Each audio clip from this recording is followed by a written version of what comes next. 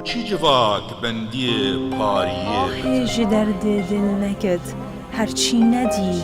آزار بیات بنگی بر سوان آمد من بده طوفان شيرت ناقصن دم باش بینرم هجا خوش تیوی دوی خلکی دا جی برنامه آسو دا ام پیک و سربورا شاعرکیش کردستانی گنگ شبکن میوانا ما یابی خلکی هل بستوانا بریز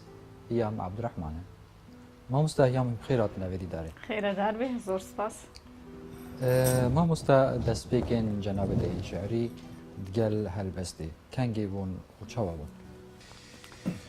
من دست به هوزانی کریا یعنی جیب دست راهشتنا پینوسی کریا بسال 1988 و نهادا یکمین هوزان من چکر لسر حلبچه او بویرا کو جانو هستی همی ملتی کرد لسران سری جیهانی همی مروایتی کو هجاند و لواند اوی هستی راستا او بویر 5000 کس تیدا شهید بون 10,000 تیدا بریندار بون لی من دیت وکو هوزانوانه که کرد کو کشه روایا ملتی کرد جا آستکی برطنگ چو آستکی نیف دولتی قالك جاري عرب جيب دبيجن رب ضارة نافعة فدوي وقتي دجي أجي هيك طبيبهم تماني من جي قالك بتوقبو الصفا هشتيبو هفتي هشتيبو باشي سرهلدانان وطوياكي من هوزانك نفيسي طبعا بدايتي من جي وقتكم من هوزان نفيسي بهتر من بالا من كشاند هوزانا كيش ساز يعني جي هوزانا كفن الشوب يعني بنافكرن هنجي لسر حلبچا جي من قوت هاي لي داي حلبچاي كل دلي ما كرداي اسيراده في هرچاي هاي لي قدي حلبچاي لهر مالي كلوخ مشتن زارو زيچن كردا كشتن شوانو باز چولا هشتن خوينجي دلي كالا مشتن هاي لي جاري حلبچاي چندی بیزم خلاص نابن به هزارا هجمار نابن ید برین دار درمان نابن برین کورا هدان نابن هیل جاری حلب جای المهم بوی شوی من دگوت او بچک درشتره لمن دیت جماوره کی به هوزانی چه بو من جیش خو باور کرد هنگ از بو ما هوزان بس من جی بردوامی کر راستی هر بویره کی کو چه دبو لکردستان روج آوا من خود دیت جزءك من جوي بوياري من ديديت وكو أرككي وكو واجبكي وكو هوزانبانكي كو أز للسروي بوياري أز بيجم وهم مشواري من شين قاعدة سبيكر حتى وكونها أز 15 ساله من بردوامية مهرجان هوزانا كردي كر 15 ساله سر لسر هف من بيجريا مهرجاني دكر چه مهرجان بوسط او چه مهرجان مهرجان هلبستا كردي بل بشونا جنابي الشاعر قدر بوها جگر خوين بو نابي ومهرجاني مدخستا مهرجانا جگر خوين وهر صال همو روشن بيري كرد همي هوزانواني كرد ما أوروج ملبيرتاني مهرجانا كهلبستا كردي كومكاري بو همي هوزانواني ملتي كرد دا روج أغاي كردستاني دا متيدا باشدار بكن ما مستقلك هلبستوان و گنجين روج أغاي كردستاني يه داخبار و مندهوش بون هلبستوان مازن جگر خوي بلي تو وكا جنك شاعر چه گرنگی یعنی چه باندورا جگر خوين وك شاعر سرتها جگر خوين درياوي را من حج هوزاني كر جبر من هوزاني وي دخواندن من هوزاني سيداي جگر خوين دخواندن من هوزاي احمدي خاني دخواندن هروسا من هوزاني سيداي تيريج دخواندن قالك كس اف شاعري مازن يوسف برازي بو سيداي كلاش بو قالك بجني بلند هوزانا كردي دل رجاوي كردستان هبون راستي من تجربه خو بهتر من جوا ورد قرت يعني جي من بهتر من حج هوزانا وادكر جويه كيجي دما من دس بهوزاني كر من هوزانا كيش ساز نويسي راستي دل ما مستد توك هلبستوانك تا چند قوناخين گرنگ در باسکرینت دوی سر بوریدا اگه ام تماشا بکن وک سر بورک وک ریپیوانک وک مسیرات یا شعری تا چند قوناخين گرنگ وەک محطات لێ ڕاوەستیایی و تا پاشێ بەردەوامی کردیە. خودی من هەر خودیتیە هۆزانوانێکە ملتەزم. يعني من خودیتیە بەردەوام ئالی هۆزانە کوردیدا تۆرای کوردیدا من نەتەنی هۆزان نویسی من چیرۆک نویسیە من شانۆ نویسیە لێ بهتر ئاتیڤادا من یانژی حەزکردنا من ji هۆزانێ ڕەبوو ji ber هۆزان تشتێکی زێدەتر دڕحێ بێ ئەدەبێدە هەیە ئەو ژی ژێرت بێژن لەحن ئەو لەحنەژی پچێکی هەستێ من بە ئالی خۆڤە دکشاند فقالك جاران من بهتر من هوزان تفضلان سروا جوري دي ادبي طبعا هم رزقتنا مش همي جورين ادبي ادب همو شوازي خبا تشتكي قالك جانو خوشه بل ما مستعجل وكي ام بچن بين بدنك الشعري كاتا تشبو ما حاضر كي كلامك امش كيشز هاز دست بي بك تو ازادي تو ما تشكيري دست بي بك كلامك وكو تقوتي محطات يعني جي وسجه سربور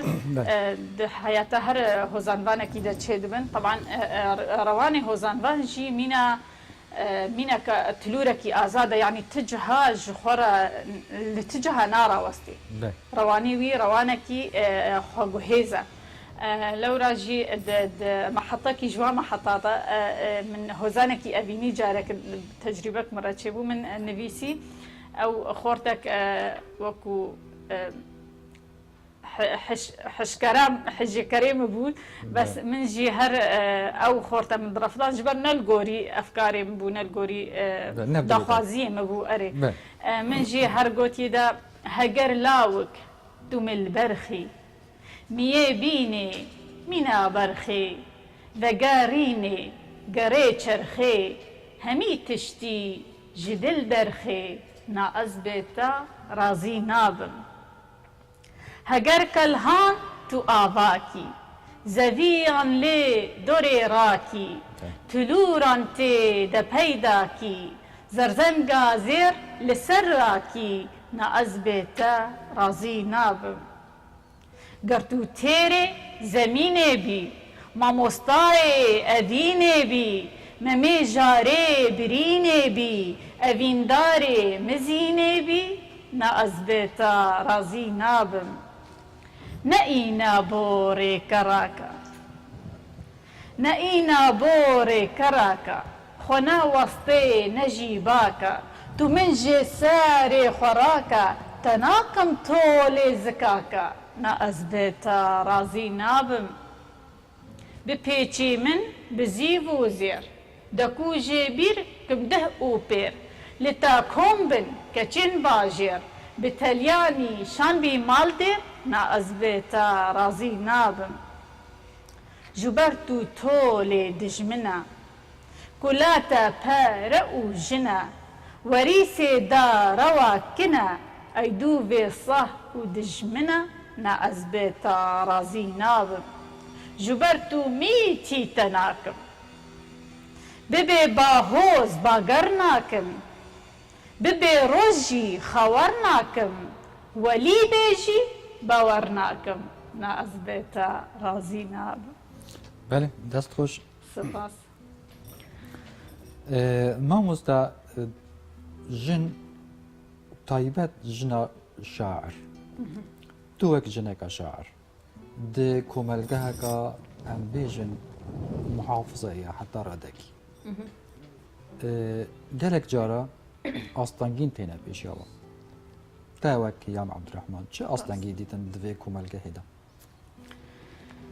خدي جبركو روشا ملت كرد سوريا هموی دا دروشکی گلک لاواز و نخوش و سیاسی در باس دبو من وكو جنك من بزاوك ذكر بزاوك روشن بيري بزاوك سياسي بزاوك ريك خستني من قلك أصلا جيدة ديتن اللي أزور مقارنة بكم روشا روجاواي كردستان بروشا جهكي ديج و هر سي پارچه كردستاني دي من جنا كرد لروجاواي كردستاني آزادتر ديت يعني بشتيكو أوقاس أصلا جيجي هبو لهروها يعني من خود ديت دوێت تسی نۆر نەبن هیام عەبدوڕەحمان بسەکنێنن بله gelek caran wextê ku cîhekî em nî em dixwestan camêrek hebû yekî xitiyar bû li bendî min dima dilî wî li ser min diba rex digot law te hatî îşallah tiştek te nekirin îşallah te eşkence nekirin îşallah tu gotin û dijûn eşter negotin ber dilê min ve gelek diçû من got min wekû bexşanekî min ew gotinayê kire weke bexşanekî min got heger rojekî ji rojan li hingiyek bi min re derhat nebêjin min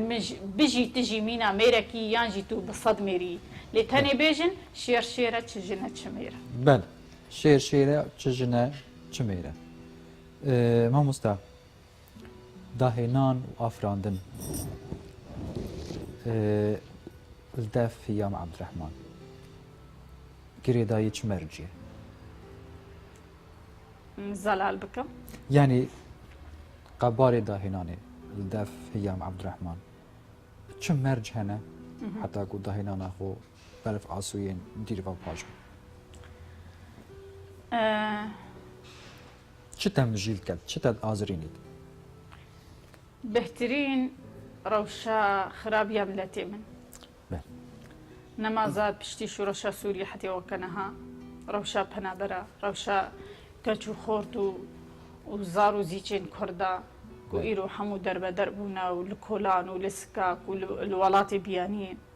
ئەف تشت گەلێک بالا من دکشینێ ئەف تشت گەلێک هەستێ من دهەژینێ ڕاستی لێ دەوێت تجاری مرۆڤ خۆ بێهێڤینەکی نەمازە مرۆڤێ تۆرەبان یان ژی ێ هەلبەستوان هێڤین برسیان یان جی هێڤین برچیان ناوێ دیوانە جەناوێتەیە ئەvê ev hêvî ta çi radê yên ji naxê te hatine der te vehandîne ئەڤا کۆمەک ji hozanên minê bexşanin bêhtirîn têda gelek hozanê wijdanî hene mirovayetî hene netewî hene û evînî hene ji mercê zilm û zoriyê û nexweşiya ku miletê me têde derbas dibe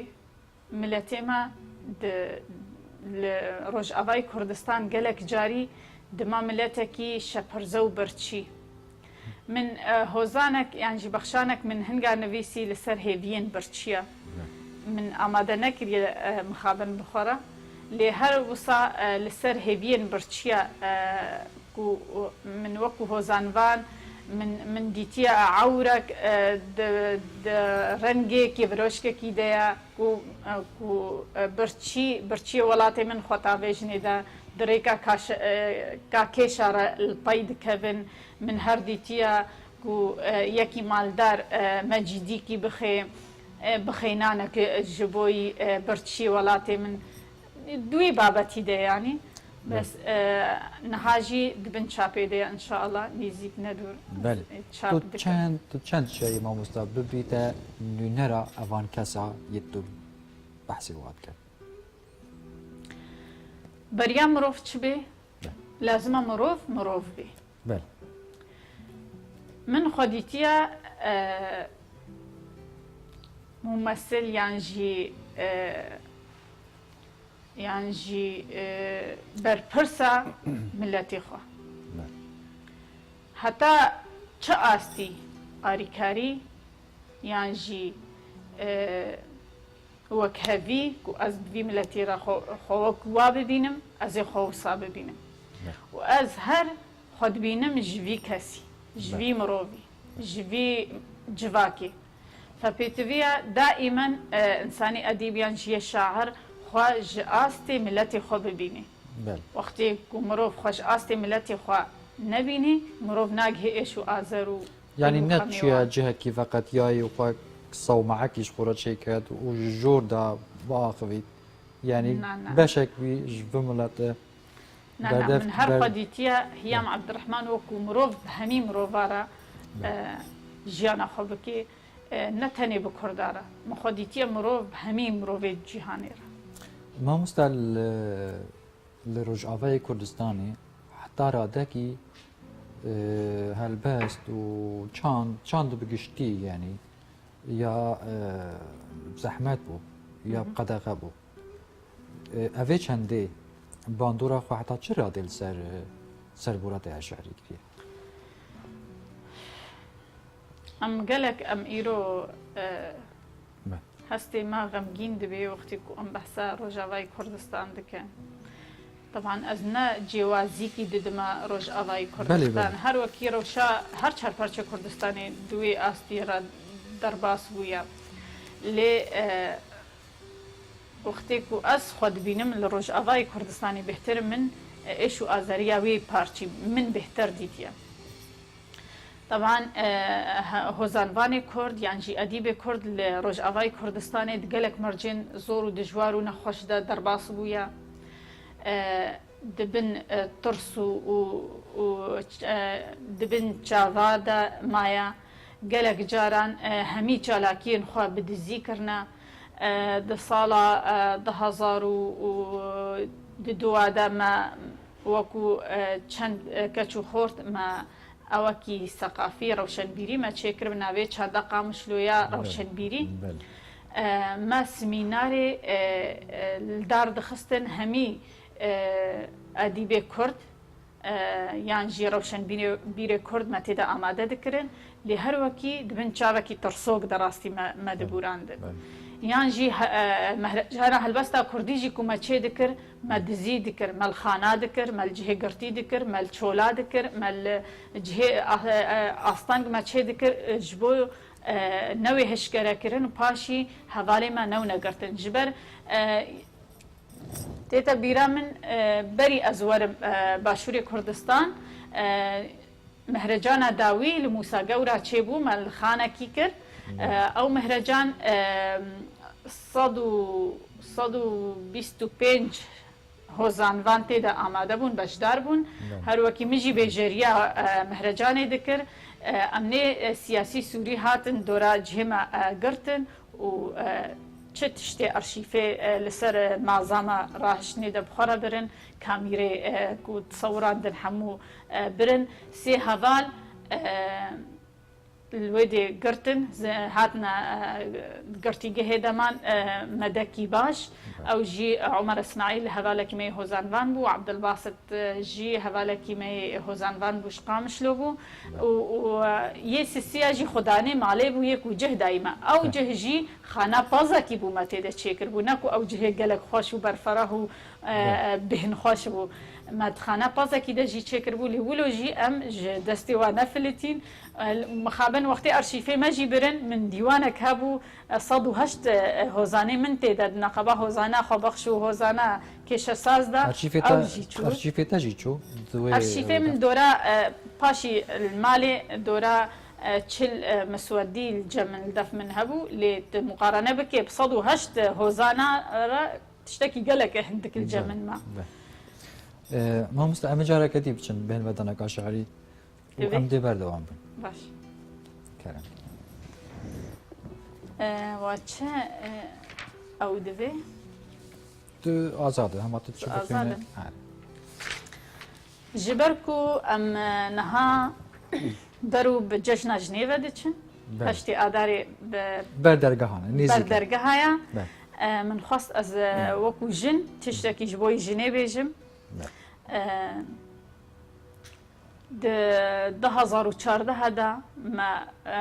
کومله کی جنه الویدی من دامزراند منو چند کچا الکامپادومیز من اوه کرا کومله و جین وقتی که ما کومله چکر من هر پارچه هوزانک لسر چکر جبو وکو نوعک جدیعه جی و رولا جنا کرجی متیده دیار دکر جيجياني أنفجين قل نرجزو هالمبين دنج آزا بوجنينا بشتفانو رابرين درجه هي فيا نهر آين دو قرنجين دجي سيتم تندتوجي دوزا ما في دربرين أمن ولا جبونا قل پاسوانی هست زینن خەمخارێ دەردێ جڤاکێ هزرێ نەتەوی دەچینن ئەمندایک بۆ منداڵان دبستانە شەنگەشینن فێرگەهەک نو دێ ئاواکن کەودەسازی یێ هلینن وانایەکە کوردینی بێ دجڤاکێ دا بچینن هەر وەکی من هەر ji bo wê komelê min ew jî ev hozan jî got ji ber me cejna jinê çêkir min got kî dibêje jin bêkêr e kî dibêje jin bêkêr e hişmend e tev aqil zêr e ferhenga baxê dilêr e hêz û erke mîna mêr e wek hevî bikin slogan xodanşiyan xêr û bêr e eger destê jinê bigirin civak zengîn û pir têr e piştevan bin ji bo navê jê derek zengîn û têr e pêşiya timî digotan şêrşêra çi jin çi mêr e ez gelek te hez dikim ez gelek hejwê serpêhatiya kurdî dikim ku bêjê jin şêrşêra çi jin çi mêr e ji ber di wê wextî de ملتê Kurd miletekî vekiriye nemîne va miletê diyê ku rojhilata navîn de miletekî girtiye yan jî jina wê qewqean diye girtiye jina Kurd jinekî azad e duwa wexta de ev serpêhatiya gotina şêrşêra çi jin çi mêr e rola jina Kurdê de diyar dikin ez dixwazim di vê dema serdem de jî ku bîr û bihwariyê mêrê Kurd bi jina Kurd werin ku rastî jî şêrşêra çi jin çi mêr e ما مستهيا مدرسين شعري وبرسا ناسنامه ده هيناني چاوال دفتركم دبن ناخاسم الشعر جنابته يدا بشكريه زنافبرا كلاسيك وآزاد وهايكو وزاروكان دلك جرات زوم بريا سر توريا زاروكان راست تو خالكي رد بيني يانتو الحميدة راي الحميدة راي راستي جي وقتكو من دست فكري من قوتة من بهوزانا كيش ساز من دست فكر لهيام عبد الرحمن من قوتة ديسا التسينورا نارا وسطي از بسردمي رما يعني وقتكو كي هوزانا كيش ساز قالك رزقرتن وحرمتها من جيرة هاي وز قالك حاجة دكم جبر موسيقى كي قالك خوش ده هيا طبعا هر جوري أدبا كردي هوزانا كردي قدرك خوي جران بوها هيا استجارية كي ناخم سر حسابيادي هركي بلايكي خو هيا من باشي نهاجي از هر هي كيش اساس دنبيسم لي وقتكو يا نوجن دركت من خوبي بحر نكر من يا نوجن جي نفيسي من بيربانج جي نفيسي يعني خاطره من هايكوا كردي جي نفيسي من ادبا زاروكي جي نفيسي لي تشتي قالك بالا من دكشيني وقالك كيف من جيرتي من ادبي زاروكي توريا زاروكي من تحسهم أزقلك خوش دميسم العفو الجوري خلق جيد بيجن قالك مرة خوش درتي جبر وقتكو از هوزانا زاروكي هلويس تاويتي من يانجي إلهام الشعرية زاروكي تيمن أدبي زاروكي توريا زاروكي نمينا توري ديا يعني جدايا جيهانا زاروكي بخوا جيهانكي جدايا فتوريا ويجي ادبي ويجي ادبكي جدايا بيجي وقتكو تشتكو من درجان ده صرو بليخوا جوتنا ولو اوازي شي وكي الهام جمرن دهات صرفلا من باوازي جي دغوت ما مستهيام تبحثي ادب زاروكا كر تو شو دقيقي شعري بو زاروكا نفيسيت بدل زاروكا كي نفيسي بخونين زاروكا كي نفيسي بهاستو بيرو بهوري وهمي تشتي زاروكا ازدن بيس مخابل زاروكا كرد نوكي زاروكي همي جيهانيا همي ما في خمايا محروم تشتكي قلق تايبتا تشتكي قلق هيجايا قمروف قه بدي زاروكا خوا جبر همي ملاتي جيهاني همي ملاتي بيشكفتي الدنياي بايخداني بهتر ددنا كي ددنا زاروكي شما جبركو زاروك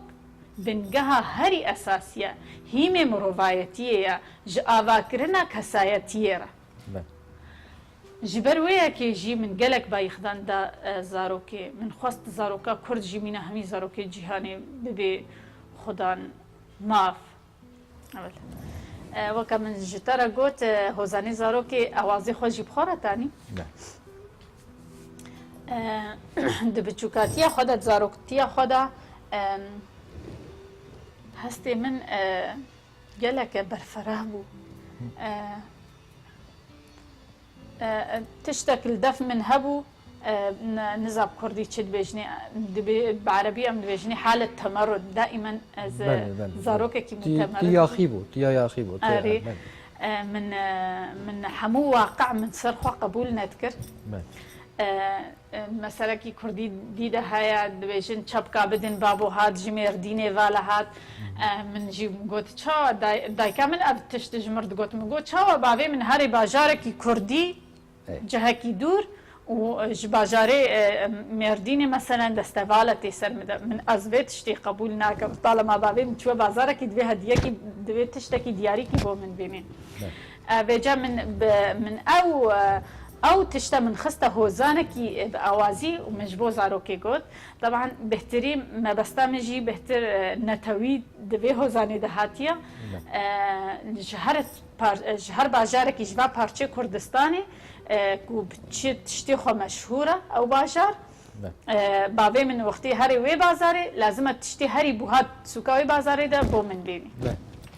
min jî got çap çap çap çapka bêdin babo hat çap çap çap ji bazara Amedê hat xorcêka qantira wî tev basî qûma wî jin aliyê dî ji xorcekê fisteq û bindeq û gîzin werin gelî zaroka wer em bixwin bilîzin çap çap çap çapka bêdin babo hat çap çap çap ji bazara dihokê hat xorcê zîna wî vekin tev berûk zwanin bi hûnêrgizê ciwan hejîr û dombelanin werên gelî zaroka bihn û tamê bizanin çap çap çap çapka bêdin babo hat çap çap çap ji bazara Mehabadê hat بخچیکا بابو وکین تف ده جلکی کردینا شاپو شالو شلمین کراسو لوندینا ورلی خواکن زاروکنو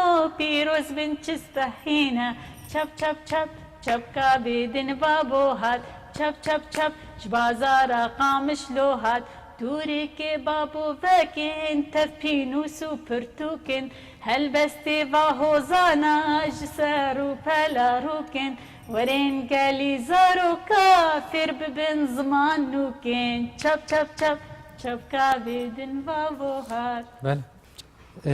دوری اوه مجاره گلک جارات شعرته وصا از حس بيت كم بيه جوركي غمگینی دیده هيا الرنگ ودانا پنابریه دی شعر جنابی دادا تی چواتی د دێرەژاهیە دیرۆکە ملەتی کوردە ملەتی کورد کۆچبەر و دەربەدەر و پەنابەر بووە بەری نەهاژی من گوت ڕەوان و هش و ڕامانێ هۆزانڤان نەوەکی ئینسانێکی عادیە جودایە فەوەختێ هۆزانڤانێک پەنابەر دەبێ ئەکیدە هەستی بهتر لەوێ من جی هر وکی هۆزانڤانەکە کورد وەکو هەمی هۆزانڤانە من جی گەلک هۆزان لەسەر پەنابەریە خوا چێکردنا ئەس گەلک پێ پەنابەریە ئێشەهاما نەمازاک و مرۆڤ پەنابەر ببێت وڵاتی خوادا تشتێکی گەلە گەلک مەزنە ڕاستی ئەمە کارن ژوارە فردکێکی پەنابەریەژی بێژ یعنی ئەگەر تۆ تا پارچە هۆزانێک هەبیت دەوێژی باش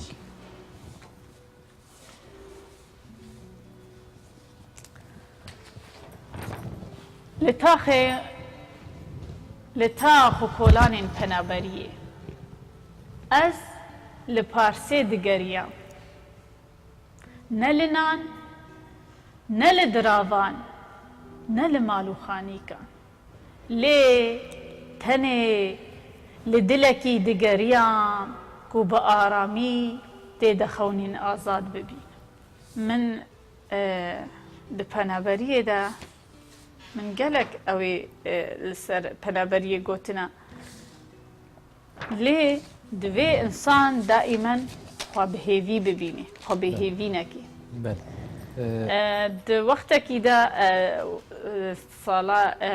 2012 وەختی ئەس هاتم وێدێ 2013 باهۆزێکی گەلک زۆر ڕابوو لە کەمپادۆمیز و کۆن خراببوون و ماڵی خەلکی کەتن و کۆن کێواب سەروادە کەتن ئەجی وەکو ئەی پەنابەر لە کەمپادۆمیزک و ئەز نشتەجی دبم من کۆنێ منجی کەت ئالیە کەت منجی ڕاشتە سۆبا ئێگەر من دەرخستە ج دەرڤژ بۆ خااتێ نەشەوتێ بەرف دباری بارێ کۆن گران بوو کۆن کەت زارۆکێ منژی ترسیان و گریان منژی گۆتش بۆ خااتێ ئەزواژوێ حالەی دەرخمش حالا پرسێ و نەخۆشیە من ئەو برن جەهەکی من گوتوەرن ئەمێش خۆرا ئیرۆ ئەمێسترانەکی چێکن من گوت کالچە بکادن ئەو بخۆ دگریان مگوت بێژن بەرف و بەرف و بەرف و بەرف سەر کۆنێ ماباری بەرف دنیا سڕ و سەرمایە هێوی یاما خوددایە بەرف و بەرف و بەرف و بەرف کەسنی نەمەهارن دەف دوواری باران و بەرف من ئەو تشتە وەختێک و من گوت من زارۆکە خۆشوێ حالات ترسێ و نەخۆشیە و ئازەریە من برە ژیانێکی خۆشتر داک و وێ ئێش و ئازاریە خۆشبیر بکەیت مامۆستا هەرچەندە دەمێمەژی بەرفتومەهیکێت چی پاشە ڕۆژە شعرێ لە ڕۆژ ئاوا چاوە بینیت پاشە ڕۆژە شارێ لە ڕۆژ ئاوای کوردستان وەکو هەمی پارچێ دیە وەکو هەرسێ پارچێ دیە لێ هۆزانوانی ڕۆژ ئاوا ئیرۆ دەما شوورەشێدەیە ئەو هۆزانوان خۆدبینێ جزئەک یانژی پارچەک ژوێ شوورەشی بهترینێک و هۆزانێ دنویسن دوا چەند ساڵی شوورەشێدا هەموو شۆرەشگێری تێن ڕاستی ئاستێ وێژی ئاستەکی معتەدلە ئەسکارم بێژم و پلە سەر هەڤ هەنە یعنی ئەس نکارم هەمی شەعراژی لە ڕۆژاوای کوردستان بخم شەعر و ئەس نکارم بێژم وەلا